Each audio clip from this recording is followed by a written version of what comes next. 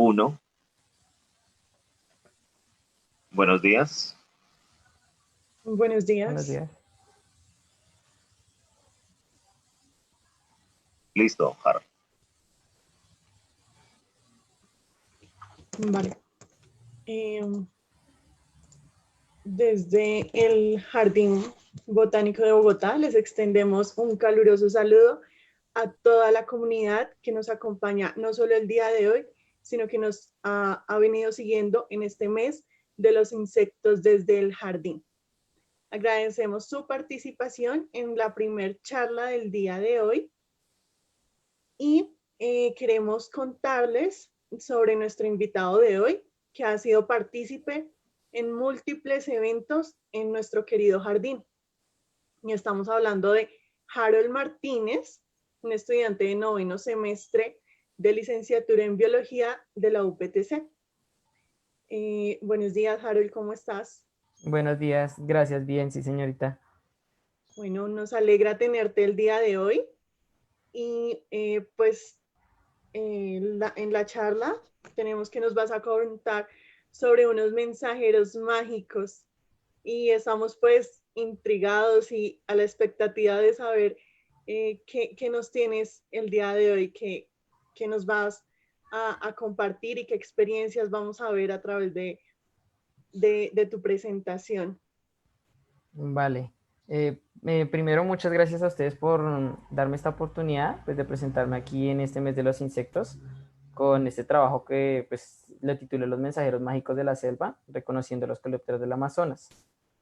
Bueno, este trabajo fue realizado a través de la práctica pedagógica por la Universidad Pedagógica Nacional en el departamento del Amazonas, donde nos centramos como en la enseñanza de los coleópteros. Okay.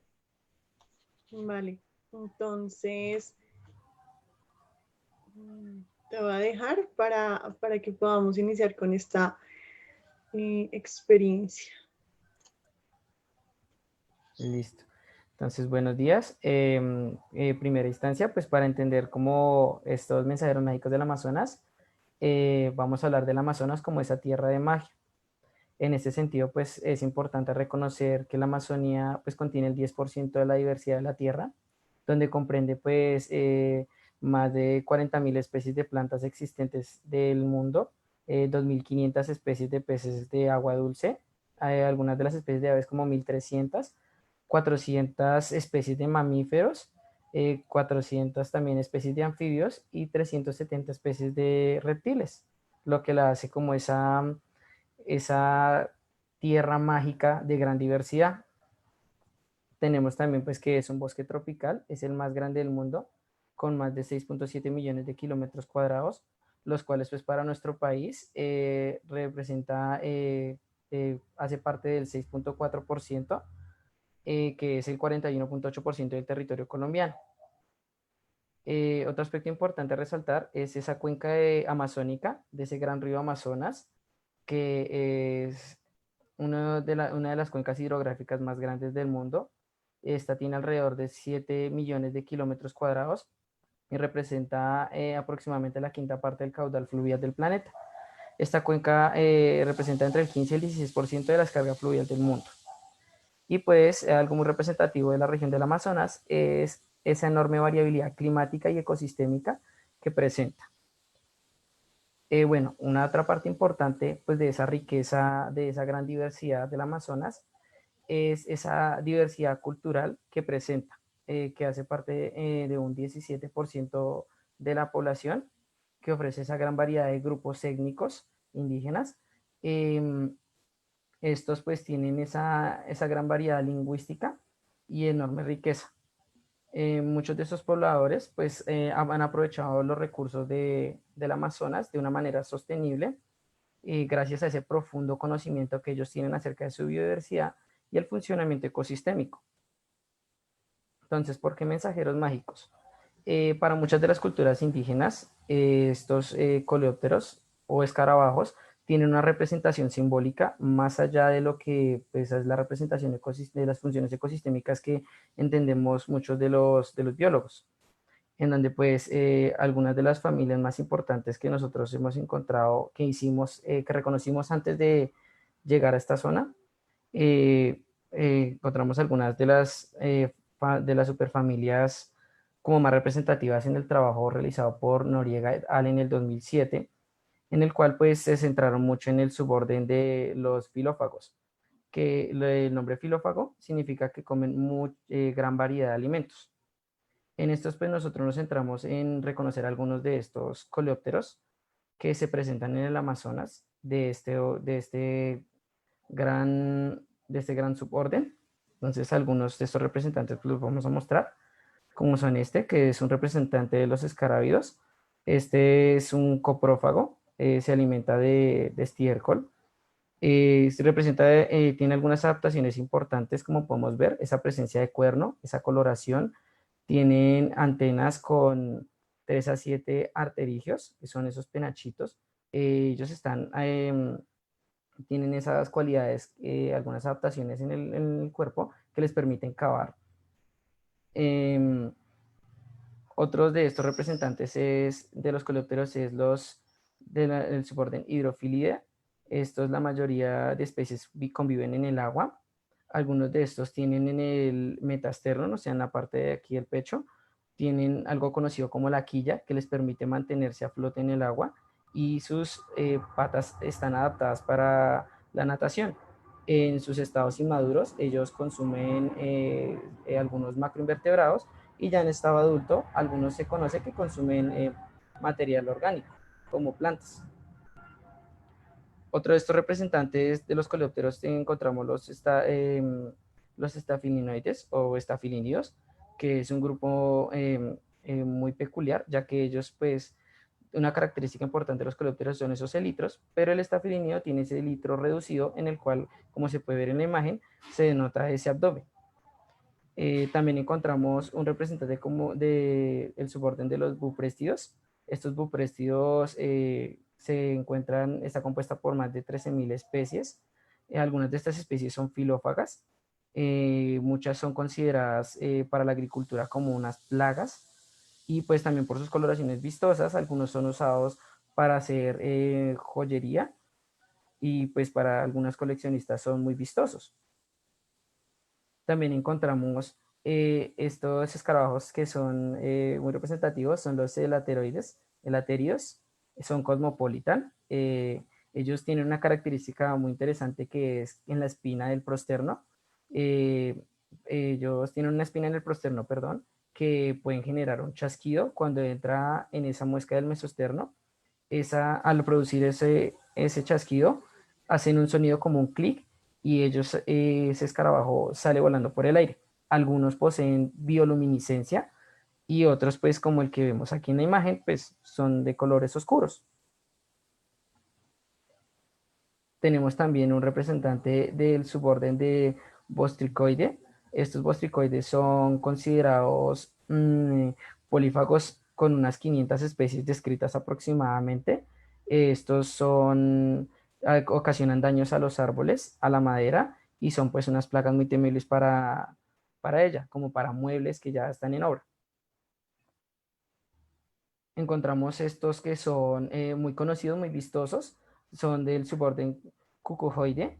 Los representantes como más vistosos son los cocinélidos, que son las familias más importantes de este suborden. Estas se alimentan de plagas muy comunes en plantas, como son los sáfidos y algunas cochinillas, y pues también algunas de estas familias representativas se alimentan de hongos. Encontramos estos que también son muy peculiares, son del suborden Curculionidae, los curculionidos, o conocidos también como los gorgojos. La mayoría tienen una cabeza alargada, como se puede notar en la imagen. Se alimentan de material vegetal, y algunos pueden causar daños a los cultivos y a productos alimenticios en almacenado. Tenemos también los crisomélidos. Estos son unas grandes de las familias de los coreópteros, con aproximadamente 35.000 especies descritas. Estos tienen una característica, que es esa coloración vistosa, ese cuerpo redondeado y esas antenas filiformes, no tan largas como algunas de los otros representantes. Tenemos también este que es un representante del suborden Tenebrinoide, que incluye más de 20.000 especies con elitros oscuros. También estos, algo muy peculiar es que estos tienen un mecanismo de defensa que secretan una catadidina, que es un líquido que causa erupciones en la piel. Estos se alimentan principalmente como de las cortezas de los árboles, de flores, hongos y vegetación en general. Y ya pues para finalizar, uno de los representantes como más reconocidos a nivel mundial es el representante de los escarabios, el Dynasty, o también conocido como los escarabajos Hércules o escarabajos rinocerontes, que pues primero por su gran tamaño son muy vistosos, por esa presencia de ese cuerno. Y pues algo importante es que ellos en su estado inmaduro se alimentan de material orgánica y ya pues cuando son adultos ellos se alimentan más que todo de frutos en descomposición. Entonces esto es como una muestra de esa diversidad de coleópteros presentes en la zona del Amazonas que pudimos identificar antes de realizar la práctica pedagógica. Entonces, bueno, se preguntarán que por qué mensajeros mágicos. Entonces, ellos son conocidos como mensajeros mágicos por esas representaciones míticas, religiosas, esa magia y esa superstición que tienen ellos, en tanto son reconocidos por las culturas indígenas. En ellos, pues, también encontramos en varias de como esa gran cosmovisión de el uso de los recursos por parte de los indígenas, donde pues los coleópteros no solamente son esa representación mítica, sino también tienen funcionalidades eh, para su vivir. Tenemos algo para resaltar, como es la entomofagia, que son los escarabajos que son consumidos en sus diferentes estados de desarrollo. Más conocidos son el mojojoy, o conocido como el buchiu. Son larvas de escarabajos que se encuentran en las palmas de moriches y son excelentes, según el ICBF, son excelentes fuentes de proteínas, carbohidratos, minerales y ácidos grasos poliinsaturados. Estos tradicionalmente son consumidos por los indígenas y son muy apetecidos en lo que es como alimento. Tenemos también lo que es la entomolatria. Esa entomolatria es esa estrecha correlación con la religión, la mitología, los rituales, la magia y la superstición que tienen los indígenas frente a este orden.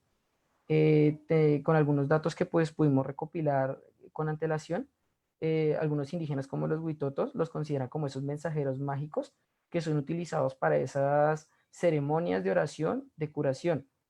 También, pues, como ya venía mencionando, algunos de estos coleópteros, como son los del orden escarabios, se les tiene como mucho respeto, como son los coprófagos, ya que ellos como tienen esa capacidad de cavar y surgir de la tierra. Muchas de estas culturas tienen como esa concepción de que ellos son como la representación de la reencarnación de las vidas pasadas de los antepasados. Y pues también tenemos que los coprófagos también en algunas otras culturas son considerados como esos elementos dañinos que pueden atacar las personas que pertenecen a esta cultura. Tenemos también representaciones de esa entomolatría como son los cocinélidos, como son las mariquitas y los escarabajos cocinélidos, que son los que protegen como esas plantas, esas chagras de las plagas que se presentan en ellas, consumiendo los áfidos y algunos hongos que atacan a los cultivos. Y algo muy interesante que también descubrimos con la revisión de los coleópteros en el Amazonas fue la entomoterapia, que es algo pues, muy interesante de analizar en cuanto ellos utilizan a los coleópteros para hacer tipos de medicinas ancestrales. En este sentido tenemos como un ejemplo el consumo del mojojoy, en el cual se tiene como esa concepción de que en periodo de lactancia, por esa gran riqueza que tiene en nutrientes y carbohidratos, ayuda a las mamás a la producción de leche. También algunos coleópteros, algunos géneros de escarabajos son utilizados molidos en polvo como té para curar el asma, y en otros casos se han extraído algunos aceites de ellos para usarlos como anticaspa de esas culturas. Entonces, bueno, ya habiendo analizado como esta gran riqueza que ellos manejan en tanto no solo los coleópteros en su función ecosistémica, sino para la vida diaria de ellos, pues nosotros nos centramos en qué saben de los coleópteros algunos de los estudiantes, de los niños, de las personas pues que se encuentran inmersas en la ciudad de Leticia, del municipio de Leticia, que es la capital del Amazonas. En ella pues nosotros nos centramos en el año 2018, en el mes de octubre, en una práctica pedagógica en el Colegio Sagrado Corazón de Jesús, donde pues es un nos centramos en el grado quinto de primaria, buscando como esas concepciones de los coleópteros que los niños tenían, teniendo en cuenta esa diversidad biocultural que ellos tienen, esas concepciones que ellos podrían traer o esa relación que tienen ellos con el entorno, en donde pues para la práctica nosotros desarrollamos algunos objetivos, como el objetivo general de ella fue comprender la diversidad de organismos del orden Coleoptera en el contexto de los estudiantes del grado quinto del Colegio Sagrado Corazón de Jesús de Leticia, Amazonas. Entonces, para ello, ¿qué hicimos? Implementamos, primero fue identificar los saberes en torno al orden Coleoptera en los estudiantes de grado quinto del Colegio Sagrado Corazón de Jesús. También reconocimos el los conceptos biculturales que poseen los estudiantes del Colegio Sagrado Corazón de Jesús frente a los coleópteros. Y al final examinamos por medio de un cuento los coleópteros y su relación con el contexto de los estudiantes del mismo colegio. Entonces, para ello, pues hicimos algunas preguntas orientadoras, como fue, pues, en primera instancia, preguntarles qué es un coleóptero, qué es un cucarrón, esperando, pues, ver ellos qué sabían acerca de estos organismos. Y fue muy interesante observar que para muchos de ellos no era desconocido, muchos reconocían algunos caracteres diagnósticos del orden, como son la presencia de los elitros, esa gran variedad de adaptaciones que tienen a diferentes ecosistemas, esa protección. Algunos tenían mucha relación con lo que eran las tradiciones y las concepciones ancestrales de ellos. Entonces, pues en ese sentido, nosotros en la práctica iniciamos pues con esa sorpresa de que no pensábamos que ellos fueran a tener tanto conocimiento acerca de los coleópteros. Entonces iniciamos con esa clase de que ellos reconocieran a los coleópteros, de ver qué tanto sabían. Y pues en primera instancia pues fue algo complicado, en tanto algunos de ellos eran como muy apáticos a nosotros y también eran muy tímidos. Tuvimos que realizar pues varias actividades rompehielo en las cuales intentamos como esa relación de confianza que se da entre el maestro y el estudiante para hacer como esa construcción de saberes, tanto como es un enriquecimiento de una relación indirecta, de que el estudiante nos enriquece a nosotros con sus saberes de contexto y nosotros con esos saberes disciplinares para hacer esa transposición didáctica de conocimientos. Entonces, algunas de las preguntas que nosotros realizamos en este sentido fue como, ¿dónde has visto un coleóptero? ¿De qué color es? ¿Qué piensas que los cucarrones hacen en la naturaleza? ¿Por qué tienen tantas formas? ¿Y qué comen los coleópteros? Eran algunas de las preguntas que nosotros hicimos a estos muchachos, a estos chicos, para ver qué tanto sabían. Y pues muchos de nosotros en la práctica quedamos muy sorprendidos en tanto ellos reconocen la gran diversidad, colores, muchos resaltaban lo que eran los diferentes alimentos, lo que ellos consumen. También vimos cómo ellos los tienen tan mezclados en sus mitos, en algunas fábulas de ellos. Tuvimos la oportunidad de compartir con chicos que son pertenecientes a la cultura munillamena. Ellos tenían esa creencia de que ese mito de que los coleópteros hacen como muestran esa representación de que un coleóptero de la madera puede bajar un árbol o puede talar un árbol tan grande como es la ceiba. Entonces esa representación para nosotros fue muy valiosa en tanto veíamos cómo ellos hacían parte de esa cultura, de que no eran solo organismos presentes que cumplían una función, sino que para ellos eran una parte importante de esta construcción de conocimientos y saberes ancestrales que se llevan en el Amazonas. Nosotros en esta práctica al final pues tuvimos la oportunidad de dar a conocer el trabajo de los niños a través de un cuento. Ellos realizaron un cuento donde ellos nos expresaban como esos caracteres que reconocían, más los caracteres que nosotros pudimos presentarles a ellos en tanto a los coleópteros. Tuvimos la oportunidad también de que ellos nos mostraran cómo veían ellos los coleópteros en la naturaleza, qué caracteres adaptativos, por así decirlo, reconocían de los coleópteros en esas funciones ecosistémicas, donde pues muchos de los niños resaltaron las diferentes funciones que cumplen en tanto a esos conocimientos ancestrales que ellos tenían, como era la reencarnación que ya venía tratando, algunos de la entomofagia, que fue algo que resaltaron muchísimo, como el alimento del mojojoy, que era muy delicioso. Resaltaban lo que eran las funciones de las mariquitas en cuanto a la protección de los chakras, esas funciones algunos mencionaban las funciones de polinizadores, que eran una función pues que nosotros no tuvimos como en cuenta. Mencionaban la gran variedad de partes que tiene el coleóptero, como esas adaptaciones en las tenazas, en las patas.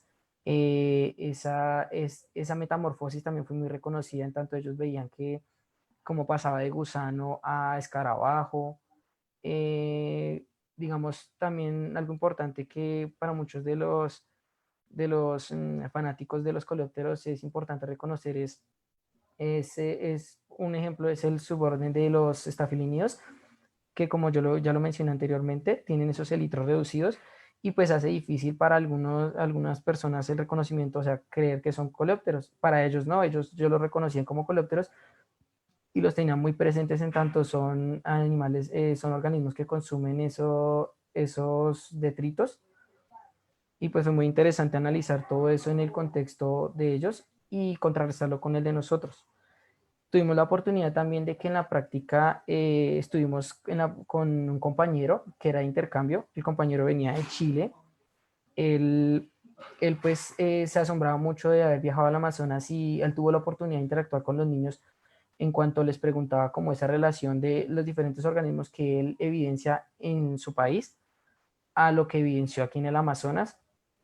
Él habló mucho con los muchachos, les preguntaba cómo qué veían de los coleópteros, qué relaciones veían, que en el país de él habían animales que no se veían, frutas que no se veían, que se ve que ellos, o sea, ellos también tenían muy marcado eso de que ellos conocen mucho de su contexto y pues también de esos saberes ancestrales que los han venido formando desde pequeños con esos conocimientos que se pasan de generación en generación.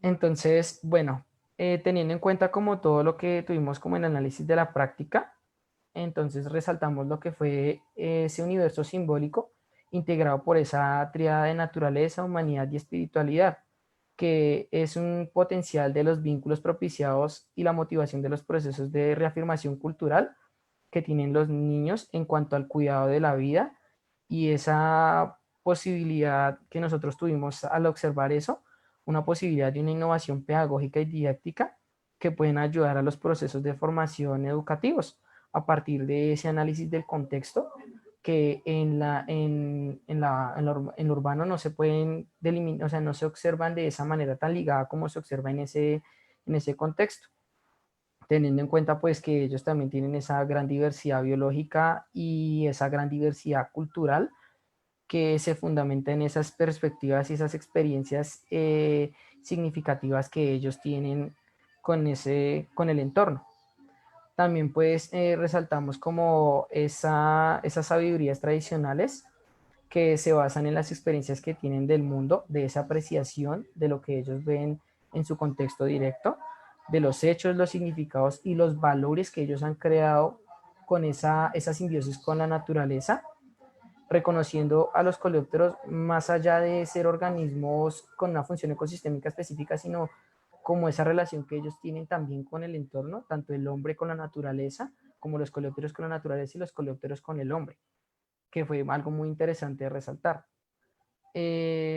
Otra parte importante es la relación del ser humano-naturaleza que ya venía mencionando en esa perspectiva biocultural indígena de las comunidades amazónicas, que se ve concebido pues por esas cosmogonías que ellos tienen, ya que muchos de ellos tienen algunos mitos, algunos cuentos, por así decirlo, diferentes en tanto a los coleópteros, en el que resaltaba lo de Morilla Mena, que eran los gusanos del coleóptero que derrumbaron ese gran árbol de la ceiba, el cual al caer fue el que logró crear ese río Amazonas. Ese árbol era considerado como el Monilla Mane.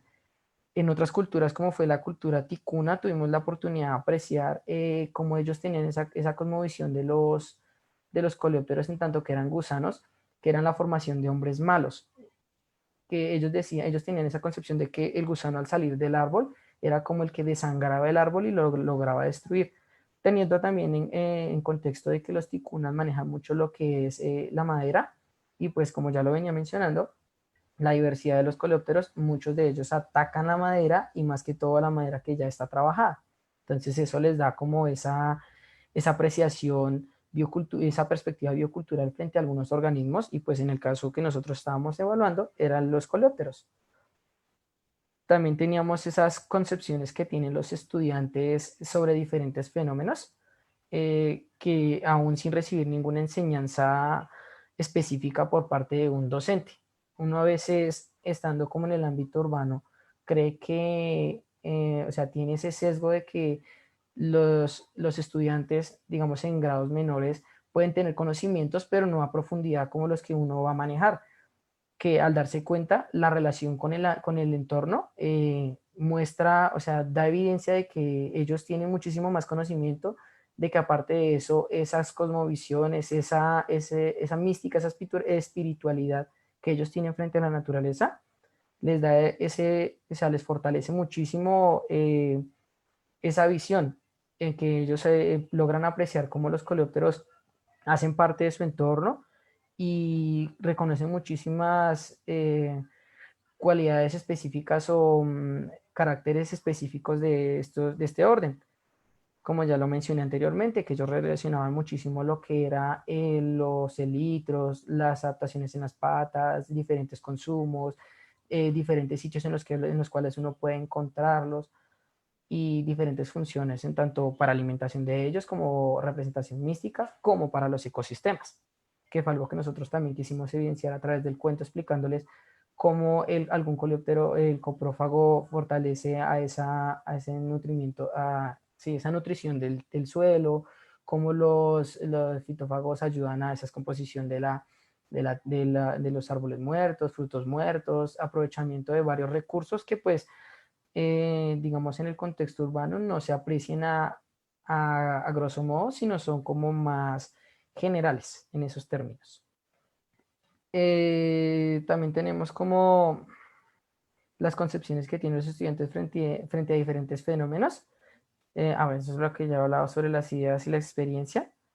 También tenemos como existen muchos, algo importante que resaltamos cuando hicimos los cuentos, y pues al inicio de la sesión de práctica, como lo venía mencionando, fue esa apatía que tenían ellos hacia nosotros, como, no sé, como esa forma en que ellos no podían expresarse con nosotros, de que se mantenían alejados, algunos eran más callados, algunos eran apáticos. Entonces, pues nosotros tuvimos que realizar varias actividades en cuanto a poder establecer una relación de confianza con el estudiante, donde pues nos dimos cuenta, también atendiendo a lo que decía la Francesco en el 2005, de que existen muchos factores que influyen en el aprendizaje. Algunos de esos factores son exógenos, que son los que se escapan de las manos del educador y están relacionados con los contextos socioculturales, psicológicos, ambientales y familiares.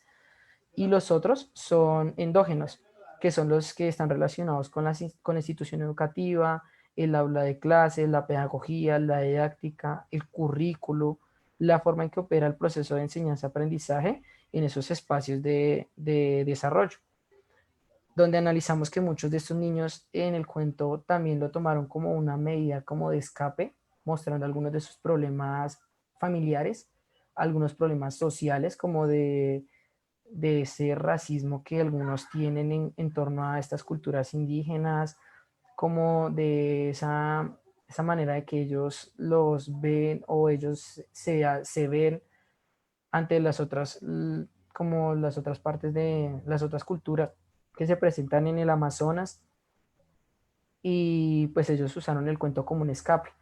que para nosotros pues fue algo interesante analizarlo y ver cómo esa mirada que el maestro puede tener frente a estos problemas, que pues uno no piensa que en una clase como nosotros, que era una clase centrada en coleópteros en el ámbito biológico, fuera a presentarse algo de ese aspecto, pero analizándolo uno se da cuenta que también eso tiene una confluencia en tanto al aprendizaje y al desarrollo cognitivo de los niños. Y también esa relación que uno puede generar en el aula, ese espacio de confianza, ese espacio de seguridad que nosotros presentamos al hacer esta práctica, donde pues muchos de los niños ya después de los primeros ejercicios, actividades rompehielo y demás, logramos fortalecer ese lazo de confianza y ellos a través de ese cuento pudieron como expresar esos sentimientos que ellos tenían acerca de muchas cosas. Por último, también señalar como esas ilustraciones como modelos de adaptación, donde los niños tienen esas representaciones teleonómicas frente a las diferentes adaptaciones de los coleópteros, mostrando que que la gran mayoría de las adaptaciones de los coleópteros tienen una función y un uso. Entonces es como esa existencia de estas únicamente en función de una ventaja adaptativa y de ese rol ecológico en función de algo, que fue algo muy interesante en comprender para entender un poco sobre la adaptación. Una de las frases más importantes que tuvimos, que pues, nos llamó muchísimo la atención, fue la frase de Toledo y Barrera en el 2008, que habla sobre el hombre no está separado de la naturaleza y los seres no humanos no están separados de la cultura, evidenciado en gran medida en el Amazonas, en todas estas culturas, en cómo ellos, a través de esa cosmogonía, esas cosmovisiones, esos ritos, esa magia que tienen estos mensajeros, como son los coleópteros, logran entender muchas de las relaciones ecosistémicas, muchas de las funciones ecosistémicas de estos organismos y de varios otros, porque no solamente utilizan los coleópteros.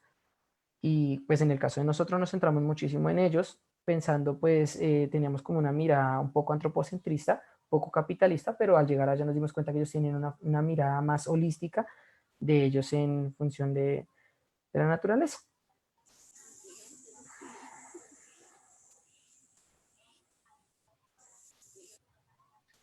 De antemano, pues, para terminar ya, quisiera agradecer pues al Jardín Botánico de Bogotá por presentar, por permitirme este espacio para presentar pues esta práctica pedagógica que se realizó. También a la Universidad Pedagógica Nacional, el Alma Mater, que en donde pudimos pues gracias a ella realizar estas prácticas, a mis compañeros de práctica, que muchos de ellos pues estuvieron ahí conmigo realizando la clase, y a ustedes muchísimas gracias. Vale, muchísimas gracias por compartirnos tantos saberes por medio de la práctica que hiciste. Pero antes de despedirnos, quisiéramos pues compartir contigo algunas de las preguntas de todo el público que has tenido durante esta charla.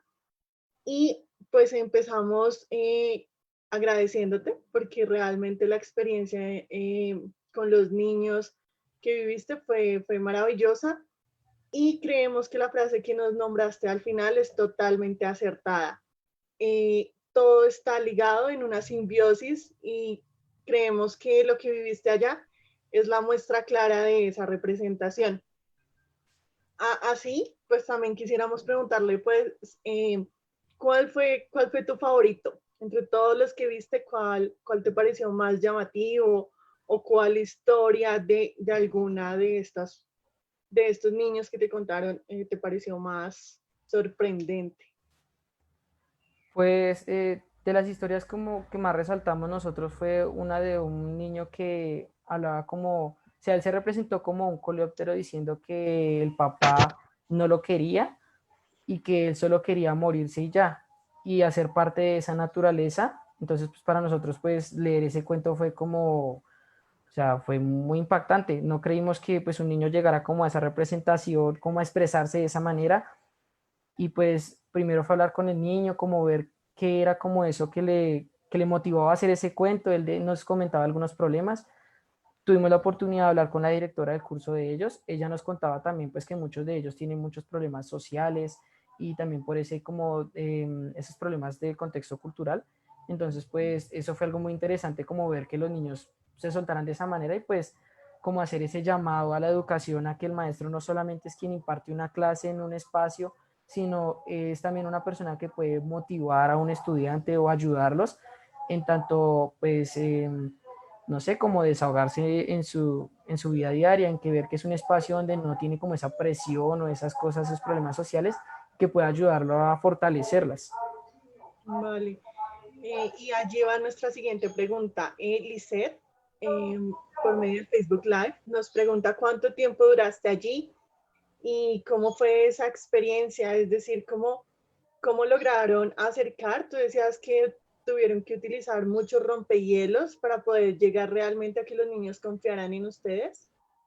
Y pues queremos saber cómo fue ese acercamiento, ya cuando pudieron realizar la conexión con ellos, cómo se logró. Pues bueno, la práctica lastimosamente no fue una práctica larga, fue una práctica nomás de 15 días, en las cuales pues nosotros pues en un principio, como pues yo vine explicando, hicimos esta recolección de datos, como nutriéndonos nosotros cerca a los coleópteros, y cuando llegamos allá pues fue muy interesante ver que ellos tenían esos conocimientos. Pues para la actividad, las actividades, los niños al principio nosotros nos presentamos, intentamos como hacer como ese juego de presentación, de que ellos nos contaran quiénes eran, qué les gustaban. Muchos de ellos no hablaban, eran muy apáticos, no, o sea, no establecían como esa relación, sino se mantenían alejados. Tuvimos que hacer muchísimos juegos, la lleva, tingo tango, actividades de baile, hicimos muchísimas actividades. Eso nos llevó casi alrededor de la mitad de la sesión haciendo eso. Ya ellos cuando empezaron como a soltarse, los niños más callados eran los que más hablaban, los que más conocían. Había niños que, según la maestra en ese momento, eran como, ellos no, él no participa, no lo fuercen, es una persona, es un niño que, pues, algunos como no son de edades, todas de las mismas edades, sino habían unos que ya eran de 12, 13 años, tenían como esa apatía a nosotros, y luego ellos se expresaron y tenían muchísimos saberes, que pues para nosotros fue muy enriquecedor. Y pues esos ejercicios nos mostraron como esa parte divertida de la práctica, en que no solo es llegar a exponer un tema, sino como confluir esos saberes de nosotros que veníamos pues del ámbito urbano a ese ámbito de ellos tan mágico como es el Amazonas. Totalmente, porque el objetivo de los orientadores es realmente llegar a esa cercanía con los niños y lograr esa conexión para que los saberes no sean en un solo sentido, sino que todos podamos vernos enriquecidos de estas experiencias. Entonces, nos alegra mucho este tipo de experiencias. Y también Lisette nos pregunta que si consideras que este tipo de actividades se pueden realizar en el contexto de Bogotá y que coleópteros recomendarías para realizar estas actividades. Pues hemos realizado algunas prácticas centradas en otros órdenes. Digamos, en el orden de los coleópteros, uno de los órdenes que más se denota en la ciudad son los mariquitas, que ellos se encuentran presentes en todo lado, y pues muchos de ellos como que tienen esa visión de que la mariquita pues esa visión que muestra la televisión y demás, en que son como organismos, no sé, como llamativos, pero no le ven esa función que ya venía explicando, que era como de control de los hongos, de los estafilini, de los áfidos que dañan tanto a las plantas. Entonces es interesante, se podría usar esos coleópteros. Los coprófagos también me parecen algo interesante, en tanto ellos tienen como esa relación. Muchos de los estudios que se han realizado son como de esa conectividad de algunos bosques que realizan los coleópteros, y pues en Bogotá, como se ve tanta fragmentación de los hábitats, ellos muestran como esa mirada de cómo se van conectando y cómo hacen esa conectividad en tanto el trayecto o esas conexiones que tienen con el ambiente.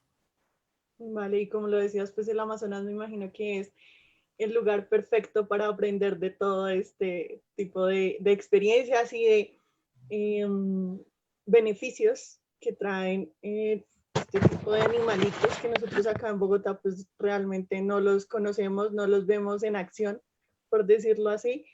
Y sería muy bueno si esa interacción de los niños de acá, de Bogotá o de las grandes ciudades, y ese acercamiento que tienen con los animales, ¿no? Y Miguel, Juan David Árbol, desde nuestro Facebook Live, nos pregunta qué diferencias pudiste notar de los niños del Amazonas con los que se ven o con los que has tenido relación aquí en Bogotá? Pues una de las primeras diferencias fue, o sea, evidenciar cómo ellos reconocen tanto la naturaleza, como ellos tienen, o sea, ellos no miran la naturaleza como los niños de ciudad, que es como más que todo en lo rural, los cultivos, los parques, ellos lo ven directamente en su vida, en su entorno, en que ellos salen, ven los árboles, ellos conocen muchísimo de plantas. Tú les preguntabas, ellos ya decían algunas plantas que le pueden dar alimento, qué planta es esta, qué da, esta planta se usa para dolores de estómago, se usa para, o sea, ellos tienen muchos conocimientos ancestrales, a pesar de que son niños de tan corta edad, que para nosotros fue una sorpresa total. Uno no, pues uno no piensa que un niño sepa tantas cosas de botánica, pues por lo que uno ya viene como de esa crianza urbana. Entonces, pues eso fue algo muy interesante y algo que o sea, es un contraste total con la niñez que se presenta en Bogotá, también como ese entorno en el que ellos se muestran, donde ellos pueden jugar con la naturaleza y comprender cómo esa relación que tiene la naturaleza con el mundo, como con ellos, con sus culturas, que aquí, digamos que en la ciudad es muy fragmentada, en tanto ellos ven la naturaleza muy aparte de nuestro contexto. Ujú. Y eso nos encantaba saber que todavía podemos evidenciar en los niños realmente esos saberes que, como bien decías, la educación formal a veces no logra afianzar, pero las vivencias y todo lo que está en su entorno natural sí logran llegar a ellos y a su transformación de estos saberes por medio de la apropiación de su entorno para no solamente utilizar del ambiente, sino también para cuidar y para transformar a otros sobre los beneficios y sobre el cuidado que debemos tener en este sitio pues tan maravilloso, no solo para Colombia, sino para el mundo. Entonces nos alegra mucho conocer todas estas vivencias. Y pues finalmente te queremos preguntar, ¿comiste mojojoy? Sí, la verdad sí. De los primeros días que estuvimos, buscamos el mojojoy, no lo habíamos encontrado porque es como es un alimento muy codiciado. Muchos de los extranjeros que llegan allá llegan a consumirlo, pero logramos llegar como a esa zona casi fronteriza de Tabatinga, que es esa parte de Brasil, en donde está el límite entre Brasil y Colombia, y ahí logramos comer mojojoy y muy delicioso. Cocinado es delicioso. Sí, aprobado. Aprobado. Súper. Y también nos pareció bastante interesante eh, esa, esa parte donde nos comentas de tu compañero que viene de Chile y que pudo experimentar todas estas vivencias que, como bien lo dices ahorita, mucho extranjero le encanta pues conocer la Amazonía por estas mismas situaciones que nos has relatado, ¿no? Sí. Entonces, te agradecemos por compartir con nosotros, eh, con toda la comunidad del Jardín Botánico, sobre tus vivencias y sobre todo lo que has podido recolectar por medio de esta práctica. Y queremos saber si invitas a la comunidad, pues ya para cerrar, a visitar pues el jardín para conocer este tipo de animalitos y si volverías al Amazonas y si nos invitarías a visitar este espacio. Sí, de primera mano, en el Jardín Botánico, como pues, tuve la oportunidad de realizar una práctica pedagógica ya de un año, se puede evidenciar muchísima esa relación de los artrópodos, no solo coleópteros, sino varios de ellos que se encuentran en el jardín. O sea, se logra apreciar toda esa relación ecosistémica, también teniendo en cuenta que pues, en el Jardín Botánico tenemos una maloca, que es esa representación biocultural de algunas culturas indígenas. Es una muestra de esa riqueza cultural que se presenta en el Amazonas, dándole esa fuerza de diversidad, no solo en el ámbito biológico, sino en el ámbito cultural, que es muy resaltable y que me parece interesante y que la verdad los invito muchísimo a que vayan al Jardín Botánico, que es una experiencia increíble.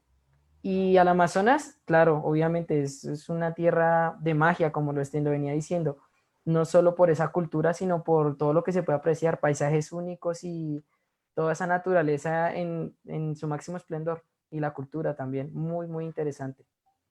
Vale, muchísimas gracias. Entonces, con esto ya damos por finalizada esta charla. Los invitamos a que si no pudieron participar durante todo el live, el video quedará guardado en la página de Facebook. Y agradecemos a todos por haber participado, por estar pendientes. Y los esperamos el día de hoy a que participen en todas las charlas y durante el mes de los insectos en el jardín. Feliz día. Gracias.